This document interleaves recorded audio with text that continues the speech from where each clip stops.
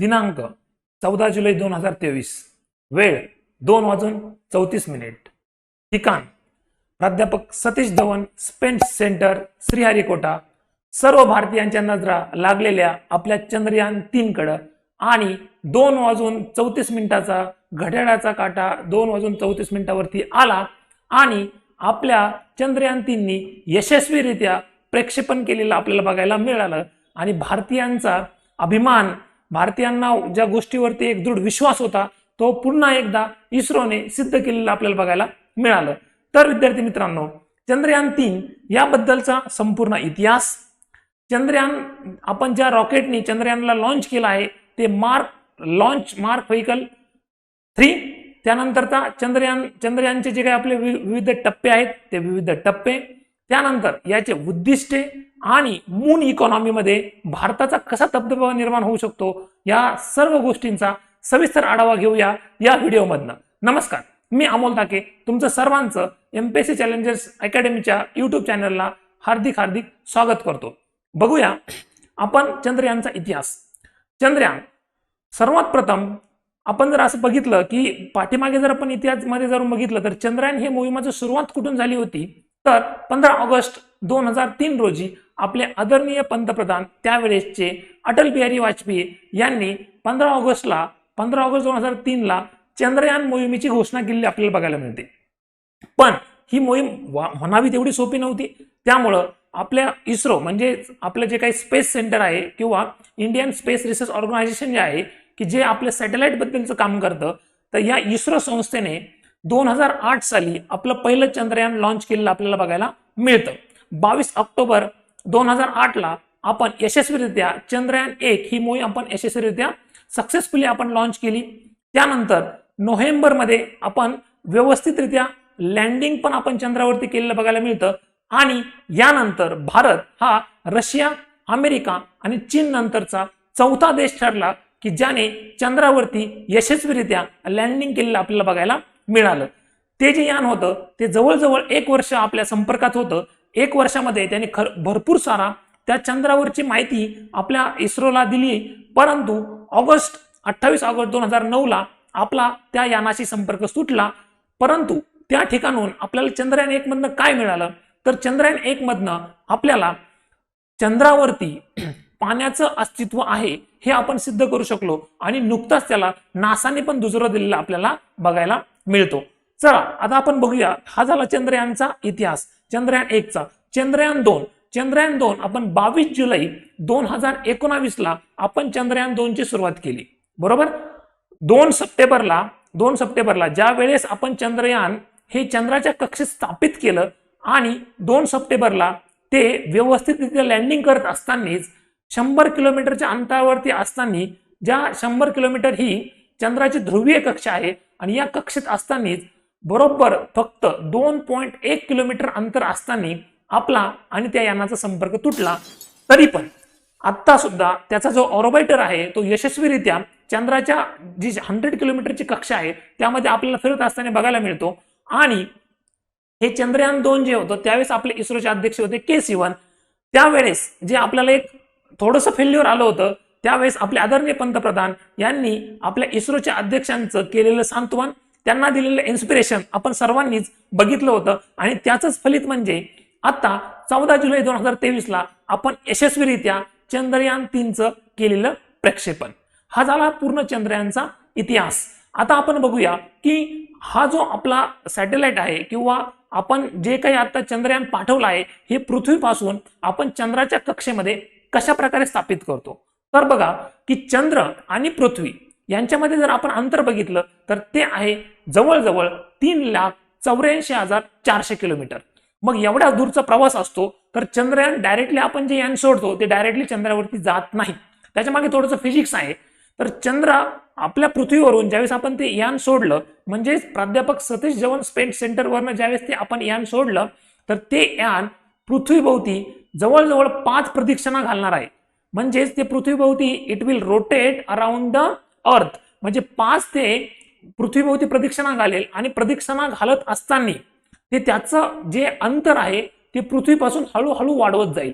आणि मग एक पॉइंट येतो की त्या पॉइंटला त्या पॉइंटला बरोबर जे शास्त्रज्ञ आहेत तर ते त्याची व्हेलॉसिटी त्याची डायरेक्शन चेंज करतात आणि जी आपली मून म्हणजे चंद्राची जी आपली एक ट्रॅजेक्टरी आहे त्या ट्रॅजेक्टरीमध्ये तो सॅटेलाइट जातो.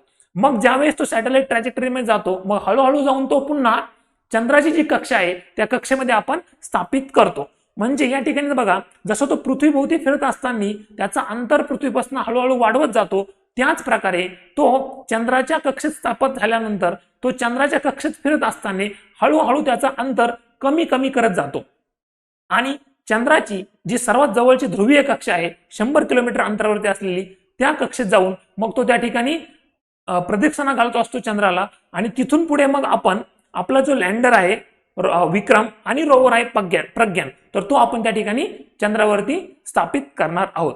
हा झाला बघा चंद्रापर्यंत जाण्याचा प्रवास. ओके, आता आपण या ठिकाणी बघूया की यासाठी आपण जे रॉकेट वापरलेलं आहे हे रॉकेट आहे बघा लॉन्च व्हेइकल मार्क 3 की ज्याला पूर्वी आपण GSLV म्हणजे Jio synchronous satellite launch vehicle जे आपण पूर्वी कम्युनिकेशन सॅटेलाइट म्हणजे दळणवळण आपले जे उपग्रह आहेत यांना स्थापित करण्यासाठी हे दळणवळण जे उपग्रह असतात ते 36,000 किलोमीटरची जी आपली कक्षा आहे पृथ्वीपासूनची त्या कक्षेवरती फिरत असतात. यांच्यासाठी एक सर्वात विश्वसनीय आणि जास्तीत जास्त लोड कॅरी करणारं म्हणजे वजन कॅरी करणारं जे आपलं रॉकेट आहे GSLV geosynchronous satellite launch vehicle ज्यालाच आपण आता यामध्ये बघा लॉन्च व्हेइकल मार्क 3 असं बोललो आहोत. हे जे आपलं लॉन्च व्हेइकल आहे हे जगामध्ये सर्वात जास्त विश्वसनीय लॉन्च व्हेइकल आहे. म्हणजे जसे आपण पक्षी आकाशात सोडतो तशा प्रकारे तेवढ्या विश्वासाने आपण सॅटेलाइट दुसऱ्या देशांचे हे रॉकेट वापरून आकाशात सोडतो. त्यामुळे सर्व देशांचा आपल्यावरती एक इस्रोवरती विश्वास निर्माण झालेला आहे आणि सर्व देश आपल्याकडे त्यांचे सॅटेलाइट लॉन्च करायला देतात. तुम्हाला आपला विश्वविक्रम माहितीच आहे. आपण 104 सॅटेलाइट हा विश्वविक्रम आपल्या इस्रोच्या नावावरती आहे. 104 सॅटेलाइट आपण एकाच वेळेस आपण सोडलेले आहेत. हा विश्वविक्रम आपल्या भारताच्या नावावरती आहे. सो हे जे लॉन्च व्हेइकल आहे हे जे रॉकेट आहे त्याचे पण वैशिष्ट्य आपल्याला माहिती असणं आवश्यक आहे.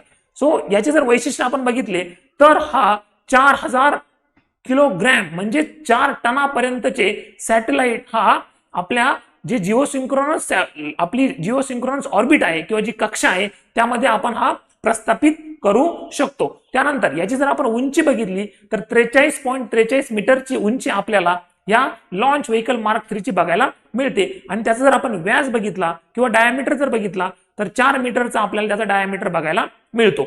हे झालं आपलं लॉन्च व्हेइकल बद्दलचं इन डिटेल एक्सप्लेनेशन. आता जर आपण याचे टप्पे बघितले तर आपण ज्या वेळेस एखादा सॅटेलाइट दुसऱ्या ग्रहावरती घेऊन जातो किंवा आकाशात किंवा स्पेसमध्ये आपण त्याला सोडतो त्यावेळेस हा जो रॉकेट आहे कोणता लॉन्च व्हेइकल मार्क 3 तर याच्या 3 स्टेजेसमध्ये हा ते सॅटेलाइट तिथपर्यंत घेऊन जातो. पहिली जी स्टेज असते ती असते तुमची सॉलिड फ्युएलची म्हणजेच आपला स्थायू जो आपला इंधन असतं स्थायू इंधन. म्हणजे तुम्ही जर एक रॉकेट बघितला तर त्याच्या 2 साईडला जे सिलेंडर्स आहेत ते असते तुमची फर्स्ट स्टेज की ज्याच्यामध्ये आपला सॉलिड फ्युएल आपण भरलेलं असतं. दुसरी स्टेज जी असते ती तुमची द्रव इंधन म्हणजे लिक्विड स्टेजची असते आणि तिसरी जी स्टेज असते तर ती द्रव इंधनच आपण त्या ठिकाणी वापरतो पण ते क्रायो इंजिन फायर्ड असतं म्हणजे त्या ठिकाणी आपण क्रायो इंजिन वापरलेलं असतं. अशा 3 टप्प्यांमध्ये म्हणजे हे जे रॉकेट त्या सॅटेलाइटला घेऊन जातं एवढ्या 3,84,000 किलोमीटर पर्यंत तर हा जो प्रवास असतो हा प्रवास सुरू असताना ह्या 3 स्टेजेसमध्ये आपण तो पूर्ण प्रवास घडवून आणतो. चला तर आता आपण बघूया तुम्हाला याचे इन डिटेल्स आता माहिती आपली झालीच आहे की कशा प्रकारे आपण चंद्रावरती गेलो. आता आपण बघूया आपला हे जे काही चंद्रयान आहे याचे टप्पे. ह्या चंद्रयानचे जर आपण टप्पे बघितले तर ते आपण 3 टप्प्यामध्ये याला डिवाइड केलेला आहे. पहिला जो टप्पा आहे तर तो आहे बघा आपलं जे सॅटेलाइट आहे ते व्यवस्थितरित्या चंद्राच्या कक्षेमध्ये प्रस्थापित करणे. दुसरा जो आहे तर दुसरा टप्पा असा असणार आहे आपला की तिथून पुढे म्हणजे एकदा आपण त्याला चंद्राच्या कक्षेत स्थापित केलं की तिथून पुढे आपल्याला चंद्राच्या पृष्ठभागावरती त्याला उतरवायचं आहे.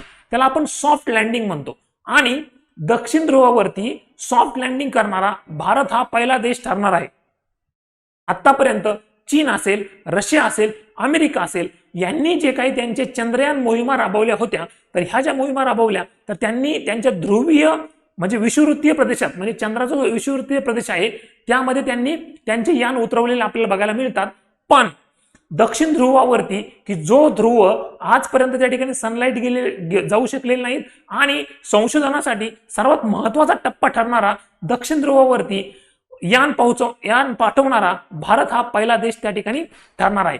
तो आहे आपला दुसरा टप्पा. आणि सॉफ्ट लँडिंग म्हणजे काय? आपण एखादी वस्तू ज्या वेळेस जमिनीवरती टाकतो, आपण जर बॉल टाकला, एखादा मोबाईल टाकला तर तो बाउन्स बॅक करतो. आपल्याला हे जे आपलं रोवर आहे, आपलं जे लँडर आहे विक्रम लँडर, हे व्यवस्थितरित्या सॉफ्टरित्या त्याच्या दक्षिण ध्रुवावरती त्याला लँड करायचं आहे, म्हणजेच प्रस्थापित करायचं आहे.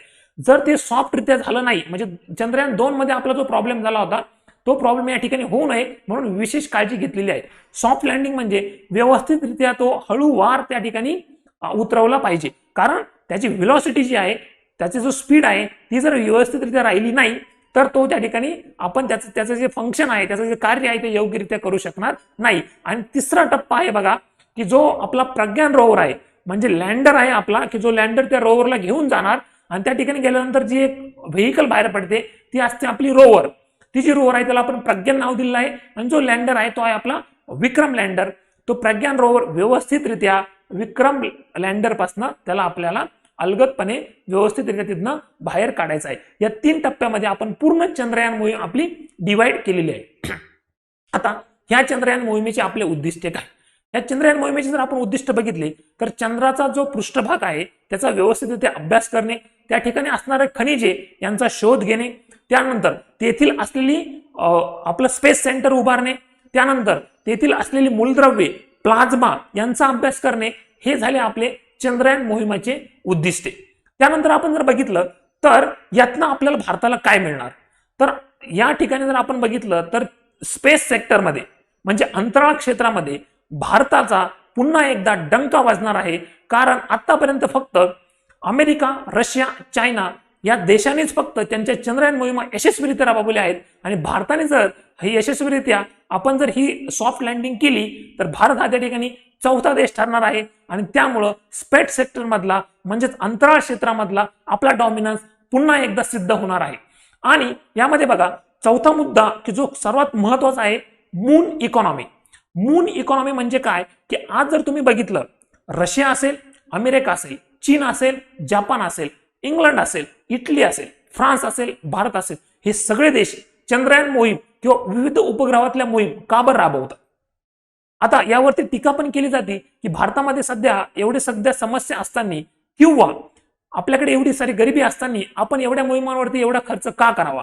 या सगळ्या गोष्टी जरी असल्या तरी मून इकॉनॉमी ही जी कन्सेप्ट आहे तर ती जर तुम्हाला व्यवस्थित समजली तर आपल्याला याचा उद्देश सुद्धा कळू शकतो. मून इकॉनॉमी म्हणजे काय, की जी जवळजवळ असं म्हटलं जातं $650 बिलियन इकॉनॉमी आहे. जसं की बघा या मून इकॉनॉमीचे 3 टप्पे आपण केलेले आहेत. पहिल्या टप्प्यामध्ये काय करायचंय बघा, पहिल्या टप्प्यामध्ये आपण व्यवस्थितरित्या चंद्रयान मोहीम राबवायची, त्या ठिकाणी आपण लोकांना पाठवायचं आणि चंद्रयानचं पर्यटन सुरू करायचं. म्हणजे जसे आता आपण फिरायला केरळला जातो, गोव्याला जातो, जम्मू काश्मीरला जातो, त्याचप्रमाणे इथून पुढे लोक आता चंद्रावरती पण फिरायला जाणार आहेत. ठीक आहे, हा झाला मून इकॉनॉमीचा पहिला टप्पा. मून इकॉनॉमीचा दुसरा टप्पा, तेथील असलेले खनिजे मिळवणे, त्या खनिजांचा सुद्धा तुम्ही व्यापार करू शकतात. आणि तुम्ही सर्वांनी अवतार हा हॉलिवूड मूवी जर बघितला असेल तर अवतार हा हॉलिवूड मूवी जो आहे तो जर बघितला तर तुम्हाला मून इकॉनॉमी कन्सेप्ट लगेच समजली असेल. आता हॉलिवूड तो जो अवतार मूवी होता त्यामध्ये आपण पृथ्वीवरचे लोक दुसऱ्या ग्रहावरील लोकांचे वेश परिधान करून त्या ठिकाणी जातात आणि तिथली खनिजे घेऊन येतात आणि त्या खनिजांचा व्यापार करताना आपल्याला बघितलं आहे. आणि त्यातनं खूप सारा पैसा तुम्ही त्या ठिकाणी मिळवू शकतात. हा झाला दुसरा टप्पा. आणि तिसरा टप्पा आहे बघा मून इकॉनॉमीचा, डायरेक्टली चंद्रावरती मानवी वसाहत तयार करणे. सो अशा प्रकारे मून इकॉनॉमी ही इथून पुढे रन होणार आहे, की जवळजवळ $650 बिलियन ही मून इकॉनॉमी आहे. आणि हे जे 3 टप्पे आपण बघितले, म्हणूनच अमेझॉनचे सर्वेसर्वा जेफ बेझोस यांची न्यू ओरिजिन ही कंपनी आणि टेस्लाचे सर्वेसर्वा एलॉन मस्क यांची स्पेसएक्स कंपनी, ह्या 2 कंपन्या ज्या उपग्रह मोहिमा राबवत आहेत तर त्याचा उद्दिष्ट हेच असलेलं आपल्याला बघायला मिळतं. आणि ही जी मून इकॉनॉमी आहे या मून इकॉनॉमीमध्ये जर आपल्याला पुढे जायचं असेल, या मून इकॉनॉमीचा जर आपल्याला फायदा घ्यायचा असेल, तर ही चंद्रयान मोहीम आपल्यासाठी किती महत्वाची आहे हे तुम्हाला सर्वांना समजलंच असेल. धन्यवाद मित्रांनो. हे झालं तुमचं चंद्रयान 3 बद्दलची सर्व माहिती, इन डिटेल माहिती. चला भेटूया आपण अशाच नवीन नवीन व्हिडिओमध्ये पुढच्या वेळेस. Thank you very much.